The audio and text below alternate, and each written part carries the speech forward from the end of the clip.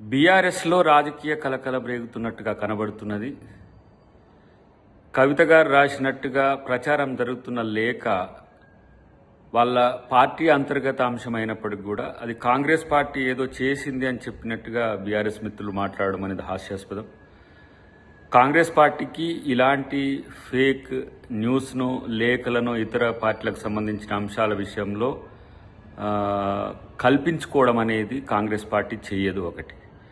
రెండవది, వారు ప్రస్తావిస్తున్నట్టుగా ప్రచారం అవుతున్న అంశాలన్నీ సోషల్ మీడియాలో కానీ, మెయిన్ స్ట్రీమ్ మీడియాలో కానీ ఈరోజు అది పెద్ద బ్రేకింగ్ ఇష్యూ అయింది. ఆ అంశాల్లో వారు గతంలో చేసిన వివిధ వేదికల మీద చేసిన ప్రకటనలకు ప్రతిరూపంగానే మనకు కనబడుతున్నది.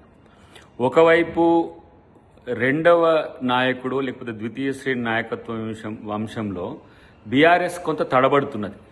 కొడుకున అల్లున్న అనే దాని దగ్గరనే తడబడుతున్న క్రమంలో తన అస్తిత్వం అనేది, రాజకీయ అస్తిత్వం అనేది ప్రశ్నార్థకం అవ్వడమా, లేకపోతే ప్రత్యామ్నాయ ఏర్పాట్లు కవిత గారు చూసుకోవడమా అనే దిశగా చర్చలు జరుగుతున్నాయి ఈ మధ్య కాలంలో. సో వరంగల్ సభ దానికి వేదికగా కావడం అనేది ఇప్పుడు వాళ్ళ మధ్యన చిచ్చు రేగుతున్నట్టుగా కనబడుతున్నది. కాబట్టి దాన్ని కాంగ్రెస్ పార్టీ ఏదో ప్రచారం చేస్తున్నది, లేకపోతే కాంగ్రెస్ పార్టీ దాన్ని లీక్ చేసిందని చెప్పడం అనేది మాత్రం ఒక ఇంత ఆశ్చర్యాన్ని కల్పిస్తున్నది.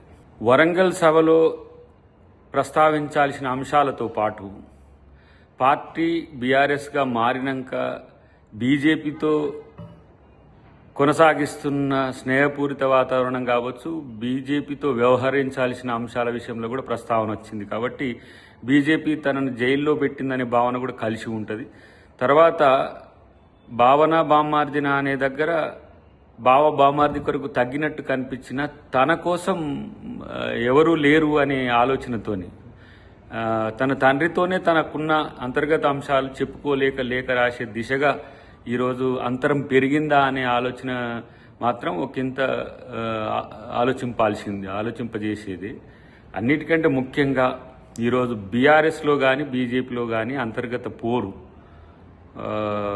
మూడు ముక్కలాటగా కొనసాగుతున్నది. సో దాన్ని కాంగ్రెస్ పార్టీకి అంటగట్టాలని చూడడం అనేది దుర్మార్గం.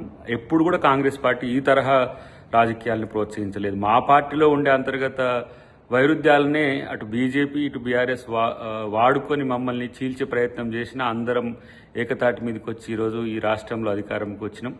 మాకు ప్రజలే లక్ష్యంగా ఉంటుంది తప్పితే ఈ పార్టీల మధ్యన ఉన్న వైరాల్ని, అంతరాల్ని రాజకీయంగా మార్చుకోవాల్సిన అవసరం, ఆ దుర్గతి కానీ ఆ స్థాయి రాజకీయాలు కాంగ్రెస్ పార్టీ చేయాల్సిన అవసరం రాదు.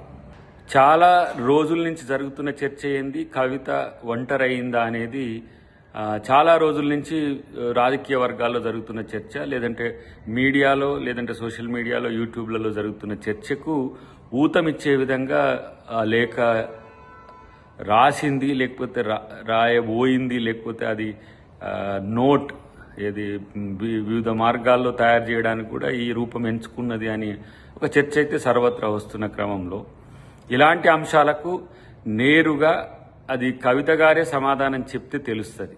లేదంటే ఆ పార్టీ నాయకులు ఎవరైనా దాని మీద వివరణ ఇస్తే తెలుస్తుంది తప్పితే అంతవరకు ఇది ఒక లీక్ వార్తగానో, లేకపోతే చెప్పాలంటే ఒక ఎత్తుగడతోని వాళ్ళ పార్టీలోనే వాళ్ళు ఏమైనా చేసిన ప్రయత్నంగా మనం చూడాల్సి వస్తుంది. అన్నిటికంటే ముఖ్యంగా బీఆర్ఎస్లో నాయకత్వం మీద పోటీ, నాయకత్వం కొరకు పోటీ ఈరోజు మారుతున్న క్రమంలో తామ వ్యక్తిగత ప్రయోజనాలే లక్ష్యంగా బీఆర్ఎస్ పార్టీ నాయకులు వ్యవహరిస్తున్న తీరు మాత్రం మనకు కనబడుతుంది. కాబట్టి మరి ఆప్షన్ దేన్ని ఎంచుకుంటాడు కేసీఆర్కి అది సంబంధించిన అంశం. కాబట్టి దీని విషయంలో కాంగ్రెస్ పార్టీని రాద్ధాంతం చేయడానికో ప్రచారం చేయడానికో వినియోగించొద్దనేది వారికి కాంగ్రెస్ పార్టీ తరఫున మేము కోరుతున్నాం.